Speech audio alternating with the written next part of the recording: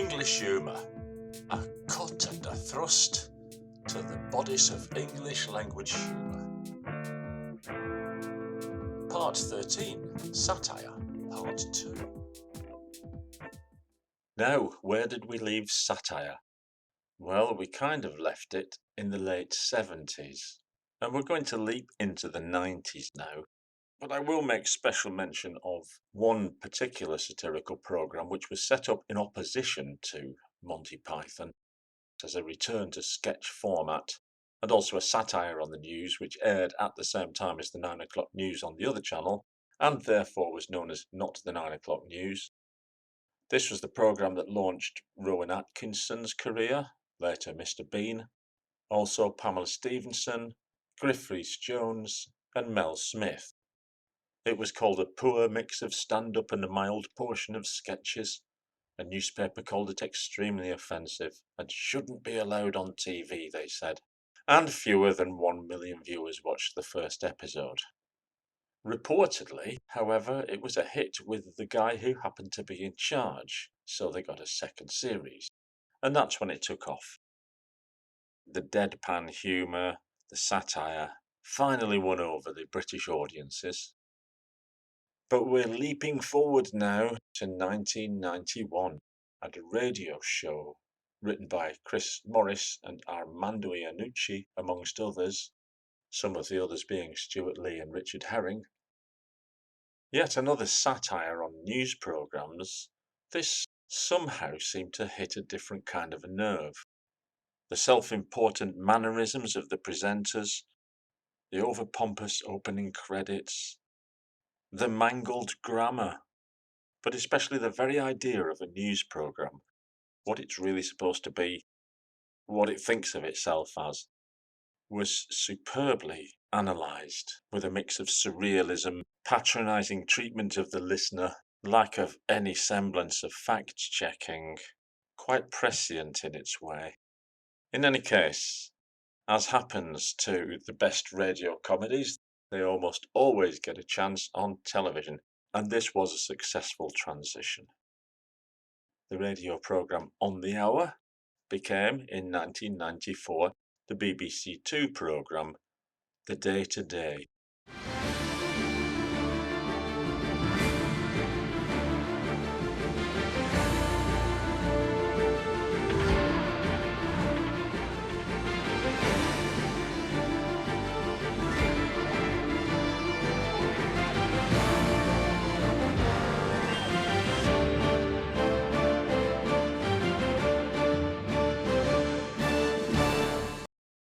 The co-creator Armando Iannucci later became responsible for producing some of the best comedy in the British Isles.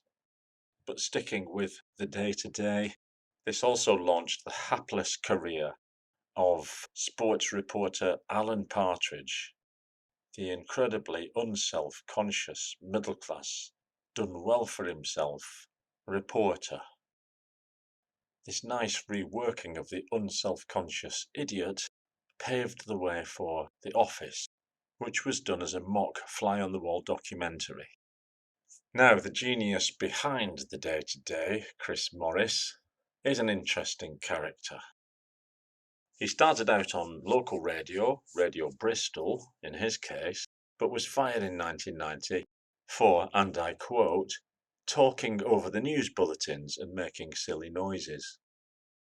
A rumour that I heard involved helium. 3 years later, the Chris Morris Show, which was then airing on Greater London Radio, also got suspended after one of the sketches was judged to have gone too far. But going too far is really what Chris Morris is about, or at least seeing how far too far is. Asking the newsreader, what's your favourite joke, just as he's about to read the news of a fatal train crash, may or may not be too far. Announcing the death of the Queen Mother when there was nothing to back it up, or reading obituaries of Norman Tebbit, who was not very well, but not dead. Why would anybody do such things?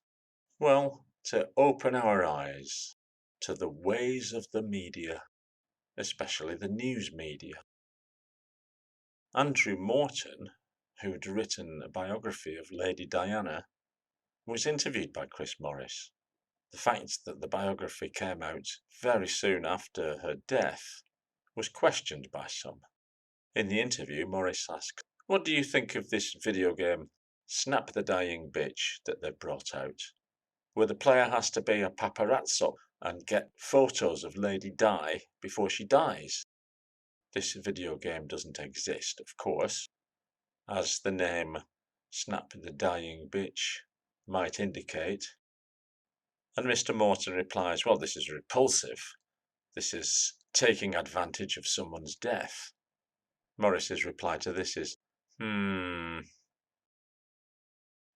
Another trick he used was to show us how to steamroller an interview.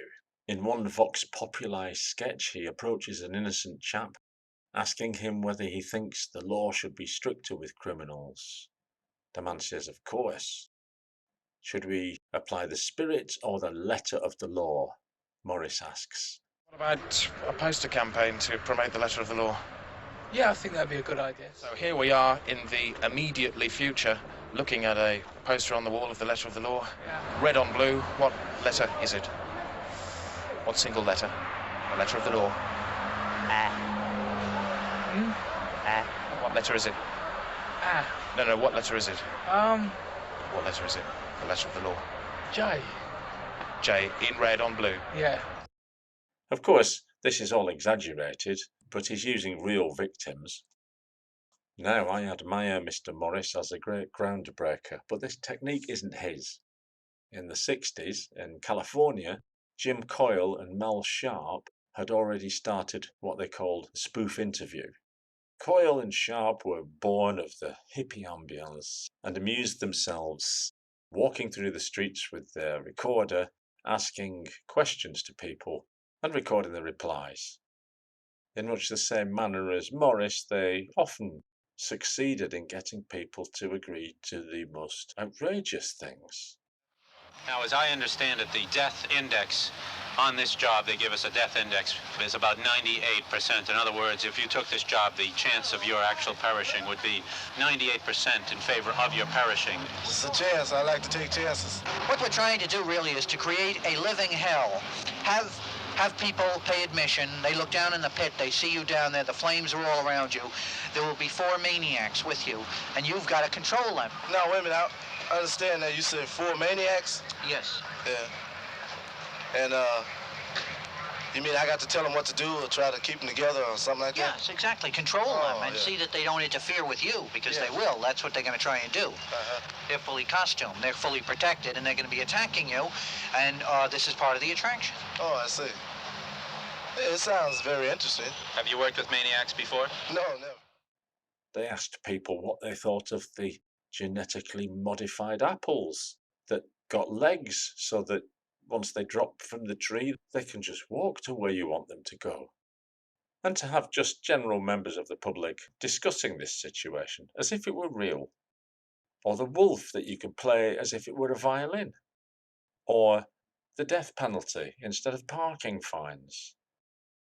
So unless anyone knows different, I'm going to say these guys were the original spoof interviewers. They discovered, by the way, that people were more likely to believe anything at all if you preceded it with the phrase, "Japanese scientists have discovered." So from there to Mr. Morris's spoof interviews. What do we think of shop bursting, the new craze for filling shops with rice and water and making them explode? And who would believe that they're putting clamps not on wheels, but on the homeless in London? Well, Kim Basinger would believe that, unfortunately, and we have her on film reacting with horror to this news.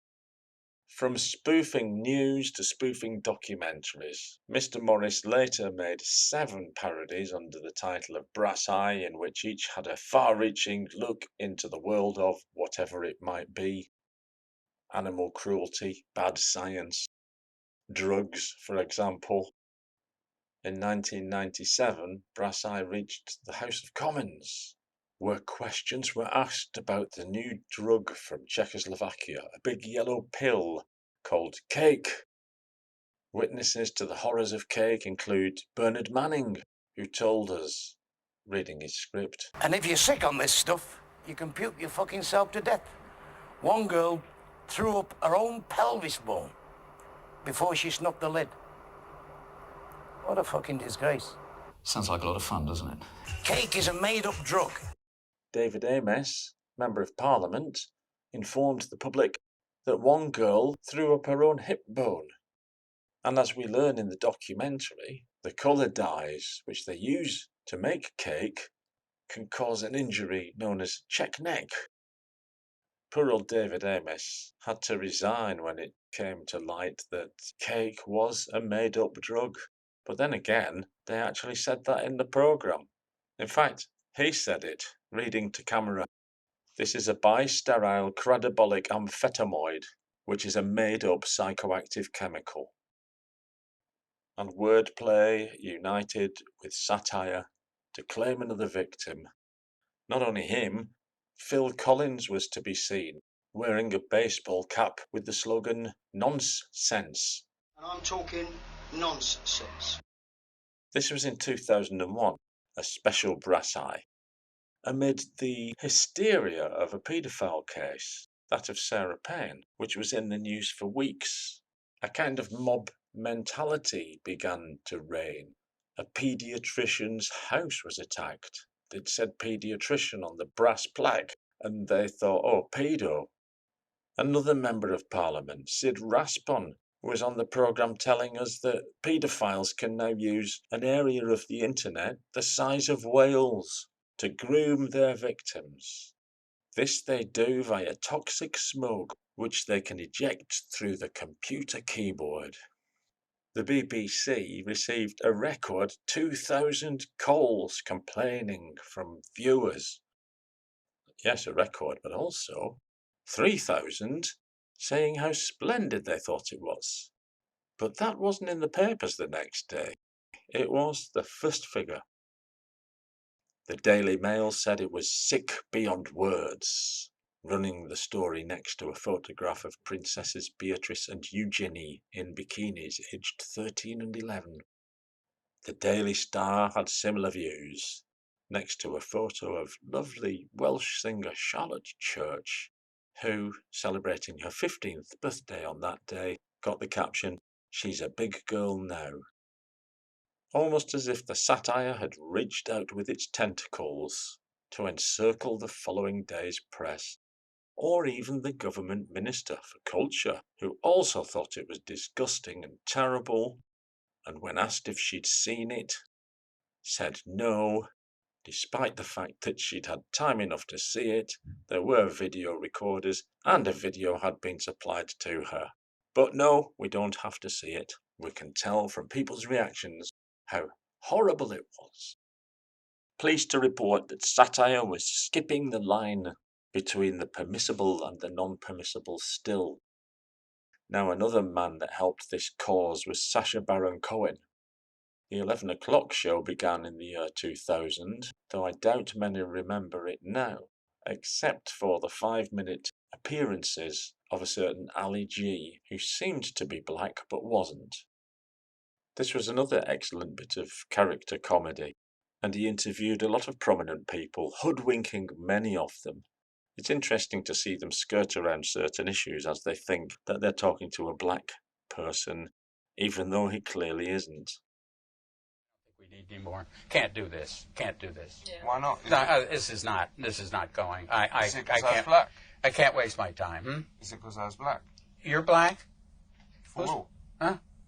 Who's black? Your eyes. No, I don't want to do this anymore. I don't. In another of his spoof characters, Borat, he makes out he's a Kazakhstani, sexist anti-Semite. I have to applaud him for getting a room full of Americans in a country and western club to sing along with him his invented ditty, "Throw the Jew down the well." And it should be mentioned in passing that Mr. Baron Cohen is Jewish as well. An expose of homophobia followed with Bruno from Austria, and many more followed with the excellent series Who is America? Let's go back and take up another of our threads now by looking at the origins and careers of some of the greatest stand-up comedians.